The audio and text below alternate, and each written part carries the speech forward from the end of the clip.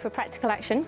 We're an international NGO that focuses on technologies for poverty reduction, and we're a long-time advocate for the needs of the urban poor. In particular, we work on issues around water, sanitation and waste management, and in support of that, we do a lot of work around participatory planning with some communities and the engagement between local communities and local authorities for planning and budgeting. In the city we feel that one of the key principles is Principle 9 around a healthy city, because the issues around water and sanitation and hygiene are becoming ever more crucial as the world urbanises. Waste management is a very under-recognised problem, but even a World Bank study that was published a few years ago shows us how much that issue is going to grow in the next few years as urbanisation continues apace. We need to have solutions that are appropriate to the urban context and approaches that are appropriate to the urban context. In the city of Faridpur, where we've worked, we found that less than 10% of the faecal sludge is safely managed and emptied and it's not even sent to a treatment plant, but at least emptied into a contained place.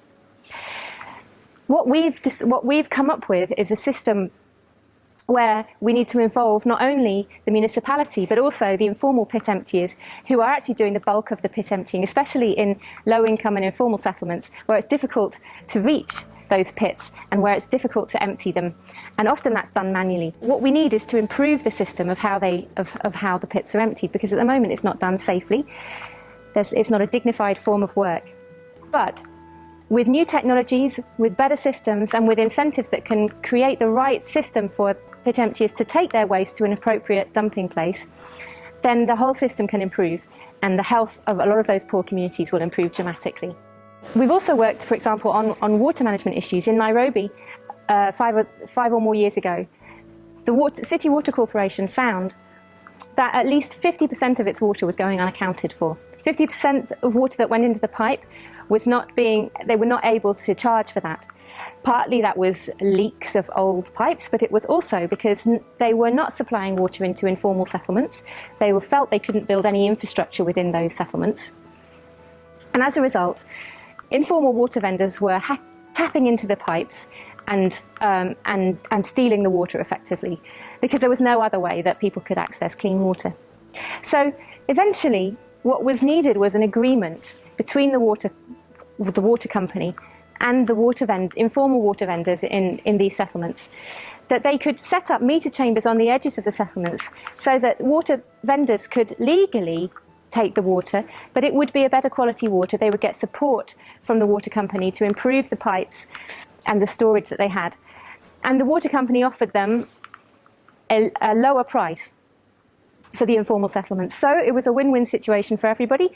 The residents who had been suffering from very high prices now got water at a lower price, which was closer to what all the rest of the residents of the city were paying. They weren't paying a premium anymore. And the water was now better quality and more reliable, and those were the key things that poor people wanted. And the situation was better for the water vendors as well, because their businesses were now not at risk of being regularly cut off by the water company. So these are some of the ways in which we can work on improving the health, Principle 9, but also create an economically vibrant and inclusive city which works with the informal sector. And all of that relies not only on that, but on Principle 1, which is about the city we need being socially inclusive. Because none of this will work unless you have positive relationships between poor communities, which in a lot of circumstances are the majority of the city's population, and the local authority. That requires that the local authority learns how to actually deal with poor communities in a more constructive way. It needs to see poor communities as part of the solution and not only the problem. And poor communities need to skill themselves up so that they can work effectively and understand the annual planning and budgeting systems of the local authority and how best to engage and make sure their voices are heard. With those two things, Practical Action as an organisation can help to facilitate and support that relationship and that capacity building, and some of the examples of work that we've done in different cities has helped to institutionalise that so that it goes on an ongoing basis over time without our support.